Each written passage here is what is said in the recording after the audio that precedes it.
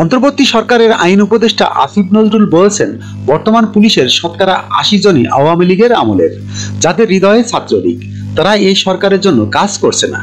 রোববার ২৬ জানুয়ারি জাতীয় চিত্রশালা মিলনায়তনে জুলাই গণ অভ্যুত্থান নিয়ে ৪টি বইয়ের প্রকাশনা অনুষ্ঠানে অংশ নিয়ে দেশের বর্তমান আইন শৃঙ্খলা পরিস্থিতি প্রসঙ্গে এ মন্তব্য করেন তিনি। আইন উপদেষ্টা বলেন, বিপ্লব পরবর্তী কিছু সমস্যা থাকে, তা কাটিয়ে ওঠার চেষ্টা করছে সরকার। গণ অভ্যুত্থান নিয়ে সকলের মধ্যে যে ঐক্য ছিল, সেই ঐক্য আগামীতেও অব্যাহত থাকবে বলেও আশা প্রকাশ করেন আসিফ নজরুল।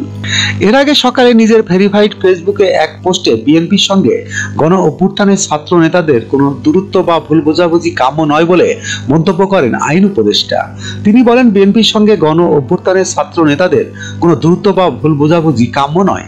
এটি গণহত্যাকারী আওয়ামী লীগের নেতাকর্মী ও তাদের দোসরদের কতটা উৎসাহিত এবং বেপরোয়া করে তুলতে পারে, তার কিছুটা প্রমাণ আমরা গত কয়েকদিনে পেয়েছি। আইন উপদেষ্টা বলেন, তিনি যতটা জানেন এবং বিশ্বাস করেন, বিএনপি কোনো ষড়যন্ত্রে জড়িত নয় এবং তারা ১/১১ ধরনের কিছু করতে চাচ্ছে না। ছাত্র নেতারা সরকারের অংশ হিসেবে কোনো নতুন রাজনৈতিক দল গঠন করতে যাচ্ছে না বা এতে যোগ দিচ্ছেন না। জুলাই ঘোষণাপত্র একটি রাজনৈতিক দলিল হবে এবং ছাত্র নেতারা গণ অভ্যুত্থানের শক্তির মতামত সঠিকভাবে প্রতিফলন করার জন্য চেষ্টা করছে এবং বিএনপি এবং ছাত্র নেতারা এমনকি নির্বাচন কেন্দ্রিক বৃহত্তর সমঝোতার ব্যাপারে আগ্রহী, তবে সেটি আলোচনা সাপেক্ষে। এর অর্থ হলো বিরোধের কোনো কারণ নেই, বরং সবাইকে ঐক্যবদ্ধ থাকতে হবে। আসিফ নজরুল আরও বলেন, গণহত্যায় জড়িতদের হাতে রয়েছে লুটপাট করা বিপুল পরিমাণ টাকা, অনেক সুবিধাবাদী গোষ্ঠী, শক্তিশালী প্রচারণা নেটওয়ার্ক এবং শক্তিশালী আন্তর্জাতিক সমর্থক। তাদের বিরুদ্ধে যদি কোনো কিছু করতে হয়, তবে জুলাই গণ অভ্যুত্থানে শহীদ ছাত্রদের আত্মত্যাগকে স্মরণ করে আমাদের ঐক্যবদ্ধ হতে হবে।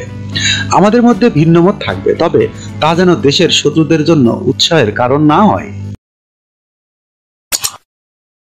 যখনকার খবর তখনই দেখতে চোখ রাখুন সুন 24 টিভিতে।